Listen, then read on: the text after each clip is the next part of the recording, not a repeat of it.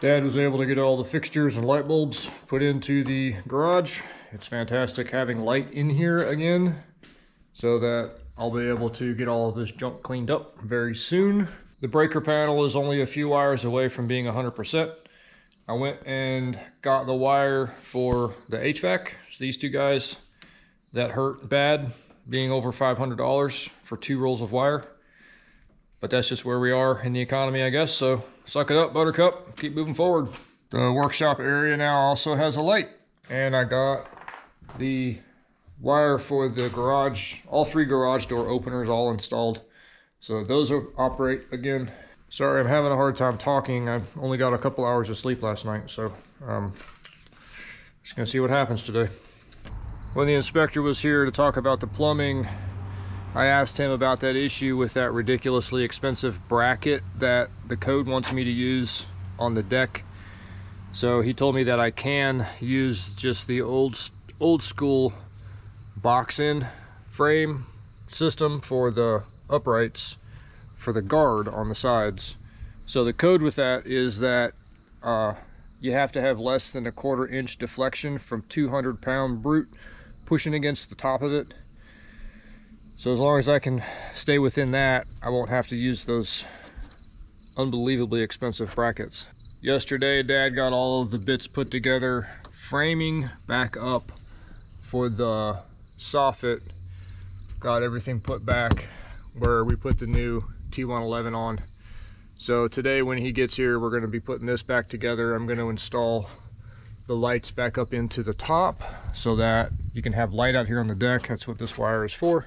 I wanted to address a couple of quick questions that people had about why I installed a traditional electric water heater instead of a tankless water heater or a point of use water heater. And there's actually a couple of reasons.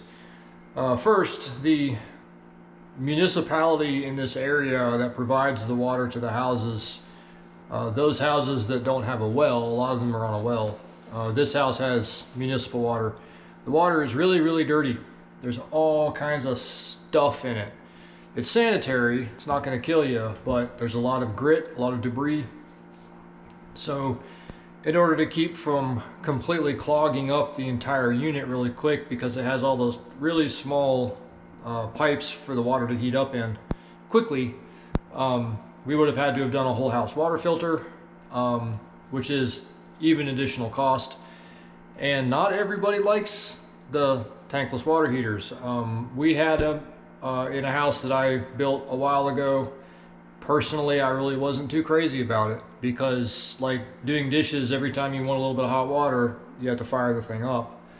Having 2-hour-long showers are nice, but it's not what everybody wants.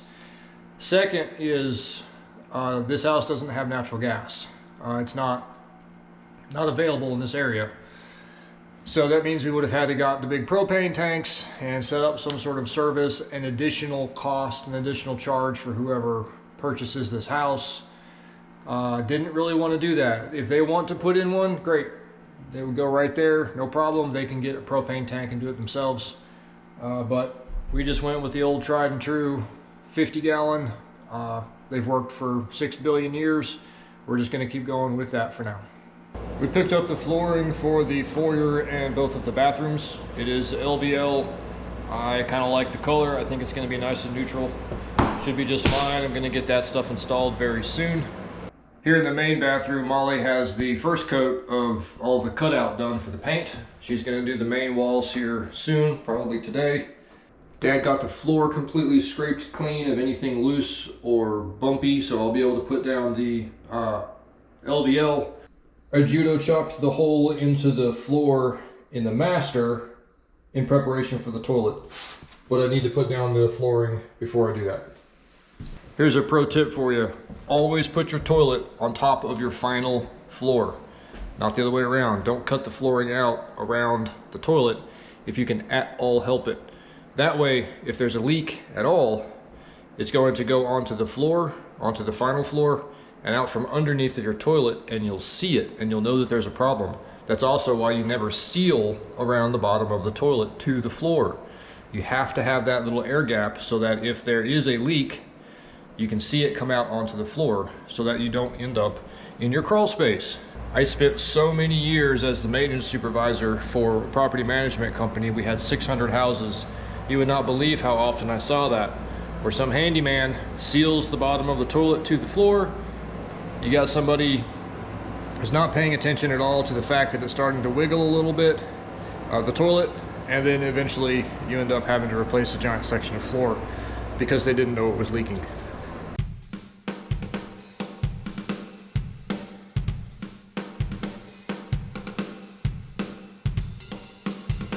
Frank and his son was here again yesterday, and they got the disconnect put in. The outside unit is now hooked up for the HVAC. All of the condenser lines are run, the condensate pump is in place, all the electric is hooked up, this thing's ready to fire up. They'll be out here in a couple of days to finalize a few things, and then the HVAC will be done. This little swatch of flooring is probably what we're going to be going with. Let me know what you think. One pretty big project I still have yet to do is to cut out the old supply line. This is a massive chunk of aluminum wiring that goes all the way to the other side of the house, probably 60, 70 feet long. I'm gonna take my saw down here and just chop it. It's all big chunky solid aluminum stuff, which I'm gonna save. I'm not gonna get rid of that, eventually melting it down and using it for stuff in my studio. I was also asked a couple of times about the total cost and materials of all of this. That information that I would give you for what I spent would do you absolutely no good, because every single market is different. Even literally in this area, 10 minutes down the road, the prices are different. So if you want to look them up, this is a ManaBlock, a manifold system, and then, you know, Lowe's, Home Depot, whatever, has all of the hot water heater, all the pipe, all that kind of stuff. You can look it up in your area. It's really not difficult to get prices for you that are actually applicable for you. There's still lots of junk outside that I have to get cleaned up, but my truck is sick. I'm gonna have to take it to the doctor, unfortunately. Probably something that I can fix, but I don't have time. I just need to get it done. I also judo chopped a few holes into the bottom of the cabinets in preparation for the plumbing, and all of the bits and pieces I've picked up. It's sitting here waiting for me to get it done. The weather forecast is saying it's going to be about 238 degrees Celsius out here today. So I need to get this last strip of wall between the two different sections of building finished. I've gotten the first couple of pieces up under here. I'm putting a vent all the way up the entire thing. That way there is more ventilation in the attic. It's only about 10 o'clock in the morning, and the surface of the shingles is already hot enough that I'm worried about scraping the rocks off. So I'm going to abandon this right now. I'll get back on it tomorrow morning. I'm going to go in the house and work on plumbing. What type of stone is the countertop? It is solid granite called Fantasy Brown.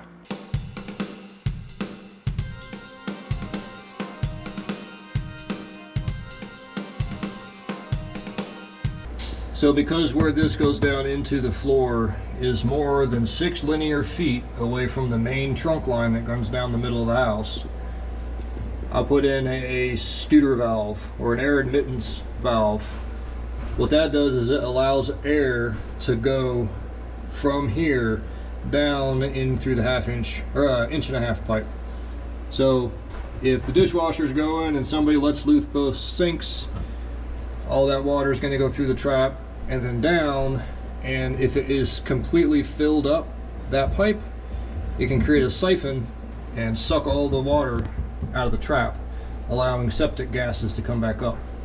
That prevents it. It allows air in but not back out. Those things are awesome. One thing I am going to do is go immediately from this 1.5 inch to a 2 inch under the floor as it goes along to the main trunk, to also help prevent siphoning. The inspector was just here. Everything got approved just fine. It held pressure and all that good stuff. So let's turn it on and get a little bit of water in the house.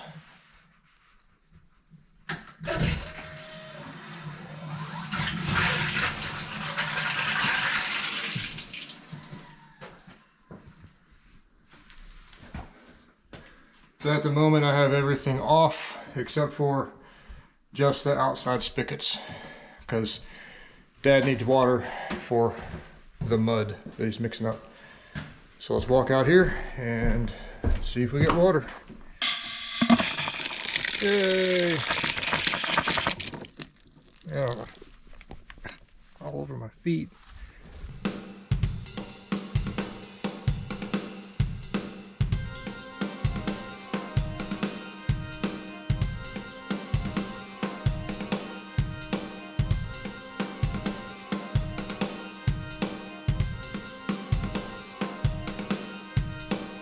I was also asked why I put the water heater in here so close and so tight to the manifold. And I don't think I explained this in the last video. My fault. I was going to, but I didn't. So let me explain it now. The reason that it's so close. If you have a 3/4 inch pipe that has a certain interior diameter, there's a certain number of gallons per foot that's just sitting inside that pipe. That when you turn the hot water on, that water is cold inside the hot side because it cooled down. It's coming out of the water heater and it's traveling slow because of the volume.